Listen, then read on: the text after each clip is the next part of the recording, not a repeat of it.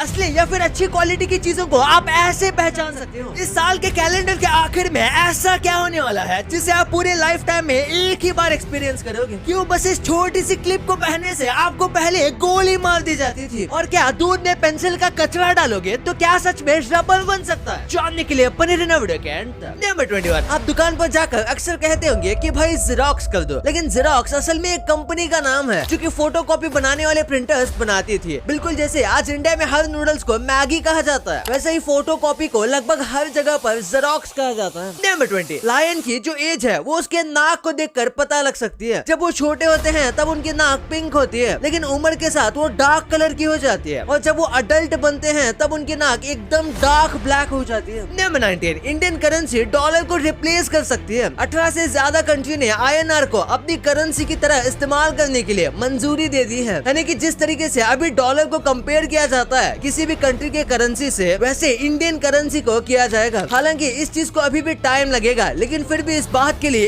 1 लाख तो बनता है। नंबर 18, अगर आपके पास ब्लू जीन्स है तो May 20th को उसे बर्थडे विश करना, क्योंकि May 20th को ब्लू जीन्स का बर्थडे मनाया जाता है। इसका जन्म 20 में 1873 में हुआ था, और तब से हर साल May 20 को इसके बर्थडे की तरह कुछ जगह पर सेलिब्रेट भी किया जाता है। नंबर 17, एक मिथ के हिसाब से अगर आपके लेफ्ट हैंड में खुजली हो रही है तो आपके पास से पैसे जाने वाले हैं, और राइट हैंड में खुजली हो रही है तो आपके पास पैसे आने वाले हैं। अब इन बातों में कितना सच है आप मानते हो या नहीं, कमेंट में जरूर बताना। नंबर 16, आपने सुना होगा दारू पीकर जो कुछ भी हम बोलते हैं या जो सुनते हैं वो हम भूल जाते हैं, लेकिन इसमें दारू की वजह से हम नहीं भूलते, बल्कि ज्यादा दारू पीने से आप कह सकते हो कि हमारा दिमाग मेमोरी को सेव करना ही बंद कर देता है, और इसीलिए हमें वो चीजें बिल्कुल भी याद नहीं रहती। नंबर 15, ये एक साइकोलॉजिकल फैक्ट है कि अगर आप कभी भी सच बोलते हो यानी कि ऑनेस्ट बिहेव करते हो तो सामने वाले को लगेगा कि आप बहुत ज्यादा रूड हो या फिर आप उनसे अच्छे से बात नहीं कर रहे। नंबर 14, बिहार के एक आदमी ने 2 करोड़ के हेलमेट लोगों को गिफ्ट किए। एक रोड एक्सीडेंट में उसके सबसे अच्छे दोस्त की जान चली गई थी क्योंकि उसने हेलमेट नहीं पहना हुआ था, जिसके बाद उसने 49,000 लोगों को हेलमेट गिफ्ट किया, और इन सब की मिला के कीमत 2 करोड़ की थी। नंबर 13, पहले रोलर कोस्टर को जिसमें हम मजे से बैठते हैं उसका इस्तेमाल पहले ऐसा नहीं था। इसका इस्तेमाल कोयले को पहाड़ के ऊपर से नीचे लेकर जाने में किया जाता था, लेकिन जब लोगों को पता चला कि ये roller coaster 50 miles per hour की स्पीड तक जा सकता है तो उन्होंने इसमें बैठने का सोचा, और उसमें उन्हें बहुत मजा आया। तो फिर टूरिस्ट काम कर रहे लोगों को कुछ उपाय देते थे और वो उन्हें रोलर कोस्टर में बैठने का मौका देते थे। नंबर 12, टैको बेल, पिज़्ज़ा हट और KFC तीनों में से ज्यादा कौन कमाता है? भले ही कोई भी कमा ले मुनाफा तो बस एक ही कंपनी का होने वाला है, क्योंकि ये तीनों जायंट फास्ट फूड आउटलेट एक ही कंपनी द्वारा ओन किए जाते हैं, लेकिन फिर भी हमें ऐसा लगता है कि सब एक दूसरे से कंपटीशन में है। नंबर 11, आपने इस चीज को नोटिस किया होगा, लेकिन GTA 5 की पूरी गेम में एक भी बच्चा नहीं है। वैसा क्यों नहीं है आपको पता ही होगा अगर आप ये गेम खेलते हो तो, लेकिन फनी बात तो ये है कि इस गेम को बच्चे ही खेल रहे हैं। नंबर 10, सांता क्लॉज एक पायलट है। दरअसल 1927 में सांता क्लॉज को एक ऑफिशियल पायलट का लाइसेंस दे दिया गया था। अब सांता क्लॉज असलियत में है या नहीं ये किसी को नहीं पता, तो लाइसेंस किस नाम पे इश्यू किया गया था वो तब के लोग ही जाने, लेकिन उस समय हर कोई सांता क्लॉज को रियल मानता था। नंबर 9, विजय माल्या जब इंडिया से भागा तो उसका कहना था कि उसके पास लोन वापस देने के लिए पैसे नहीं है, लेकिन असलियत में उसके पास पैसे थे, और जस्ट भागने से पहले उसने 330 करोड़ की जमीन भी खरीदी थी, लेकिन वो इंडिया के बाहर का ट्रांजैक्शन था, इसलिए उसे तभी नहीं पकड़ा जा सका, और उसके बाद तो महाशय इंडिया ही छोड़ गए। नंबर 8, अमीर लोगों की कॉफी यानी कि स्टारबक्स के CEO भी अब एक इंडियन है। इनका नाम है लक्ष्मण नरसिम्हन, और ये भी इंडियन ओरिजिन के हैं, जिनको हाल ही में स्टारबक्स का CEO बनाया गया है। नंबर 7, डेली शराब पीने से दिमाग बूढ़ा हो जाता है। रिसर्च में पता चला कि जो लोग डेली अल्कोहल पीते हैं उनका दिमाग जल्दी एज करने लगता है। नंबर 6, वर्ल्ड वॉर 2 के दौरान सब लोग पेपर क्लिप पहनने लगे थे। दरअसल पेपर क्लिप पहनने का मतलब ये था कि वो नाजी आइडियल और रेसिज्म के खिलाफ खड़े हैं, यानी कि ये साइलेंट प्रोटेस्ट करने का एक तरीका था, लेकिन आज हम इसे काम से पहनते हैं, और पहले के लोगों को ये पहनने से अपना जान का खतरा भी था, तो इसलिए इसे लोग बहुत कम पहना करते थे। नंबर 5, आइसलैंड में नॉर्मल पब्लिक के पास सबसे ज्यादा गन मौजूद है, यानी कि किसी भी कंट्री के कंपैरिजन में यहाँ पर नॉर्मली ज्यादा गन मौजूद है, और यहाँ पर क्राइम रेट एकदम ना के बराबर है। यहाँ पर ज्यादातर गन हंटिंग जानवरों से बचने के लिए इस्तेमाल होती है। नंबर 4, स्टील वुल नाम का एक सब्सटेंस होता है, वो बहुत ज्यादा फ्लेमेबल होता है और उसपे आसानी से आग लग सकती है। आप देख सकते हो बस बैटरी यानी कि सेल के 2 कॉर्नर टच करने पर छोटा सा स्पार्क हुआ और उस पूरे स्टील वुल पर आग लग गई। ये देखने में बहुत ज्यादा सैटिस्फाइंग है। नंबर 3, रोल्स रॉयस और न्यूक्लियर एनर्जी का कहीं पर भी लेना देना नहीं लगता, लेकिन रोल्स रॉयस के पास सिक्योर फंड पड़े हैं चांद पर न्यूक्लियर रिएक्टर बनाने के लिए, यानी कि जब मून पर बेस बनाएंगे और वहाँ पर जब न्यूक्लियर रिएक्टर बनाएंगे तो ये काम रोल्स रॉयस करने वाला है। एटलीस्ट वो उसके लिए पैसों को सिक्योर करके रखा हुआ है। नंबर 2, असली या फिर अच्छे क्वालिटी की चीजों को पहचानने का कमाल का ट्रिक है। जैसे कि आप पानी पूरी में अगर आप पानी भरने के बाद पानी की पूरी ट्रांसपेरेंट दिखती है तो उसका मतलब है कि वो पानी पूरी की क्वालिटी कम है, और अगर वो ट्रांसपेरेंट नहीं दिख रहा मतलब वो पूरी अच्छे क्वालिटी की बनी हुई है। इसी के साथ आप हनी की एक बूंद को अपने कपड़े पर डालते हो और अगर वो हनी दाग छोड़ देता है तो मतलब कि वो हनी पानी में मिला हुआ है, और अगर वो दाग नहीं छोड़ता तो वो अच्छा हनी होता है। और आखिर में अगर आप कोई लेदर की चीज खरीद रहे हो तो आपको उसे स्मेल करना चाहिए। अगर इसमें सिंथेटिक से या फिर ग्लू जैसी स्मेल आ रही है तो वो नकली लेदर हो सकता है। नंबर 1, अगर आप दूध में पेंसिल का कचरा डालोगे तो क्या वो रबर बन जाएगा? ये सुनकर यकीन नहीं आता क्योंकि सच में ये नहीं होता, लेकिन अमेरिका में स्मिथ को इतना ज्यादा फैलाया गया था कि आज भी वहाँ के कई बच्चे इसे सच मानते हैं और कई लोगों ने इसे ट्राई भी किया है। पर स्मिथ की शुरुआत कैसी हुई थी ये कोई नहीं जानता, लेकिन ये एकदम ही गलत है। और इसी के साथ जब मैगी जैसी इंस्टेंट नूडल्स वहाँ पर पहली बार आए थे तो उन्हें देखकर ये बिल्कुल किसी रबर बैंड की तरह लगी थी, क्योंकि एशियन कंट्रीज में नूडल्स तो काफी कॉमन थी, लेकिन अमेरिका और बाकी वेस्टर्न देशों के लिए ये बहुत ज्यादा अलग ही चीज थी और उन्हें बिल्कुल किसी रबर बैंड की तरह लगता था। और आखिर में अगर बात करें च्युइंग गम की तो लोग कहते हैं उसमें एनिमल की स्किन का इस्तेमाल होता है, लेकिन ये बात तो सच नहीं है। लेकिन इसमें सच में रबर का इस्तेमाल किया जाता है। हाँ, सच में इसमें कुछ हद तक रबर होता है, इसलिए इसे निगलने से मना किया जाता है। वैसे आपके लिए कुछ बोनस फैक्ट, आपने हेवन और हेल के बारे में सुना होगा, लेकिन क्या आपने कभी सोचा है कि एक असली हेल भी मौजूद है? और आप बता सकते हो कि ये किसने ढूंढा? ये टोटली अनप्रेडिक्टेबल था, लेकिन इसे नासा ने ढूंढा है। ये एक प्लेनेट है जिसका नाम है K2-141b और ये प्लेनेट हमारे अर्थ से 200 लाइट ईयर्स दूर है और यहाँ पे रॉक्स और फायर की बारिश होती है और यहाँ पे ओशंस लावा के बने हुए हैं। और ये सुनने में ऐसा लगता है कि ये एक्चुअली में एक हेल हो जो कि एग्जिस्ट करता है। आपने कभी ना कभी वेदर फोरकास्ट देखा होगा। आप ऐसे फोन लेते हो और देख लेते हो कि वेदर कैसा होने वाला है या फिर वेदर कैसा है, तो आप जितना आसानी से देखते हो ये वेदर उतने आसानी से मिलता नहीं है। ये वेदर फोरकास्ट की डिटेल्स ढूंढने में इतनी आसान नहीं होती है। एक दिन के वेदर फोरकास्ट को जानने के लिए 10 बिलियन मैथ कैलकुलेशंस करने पड़ते हैं एक दिन के वेदर फोरकास्ट को जानने के लिए। वाह।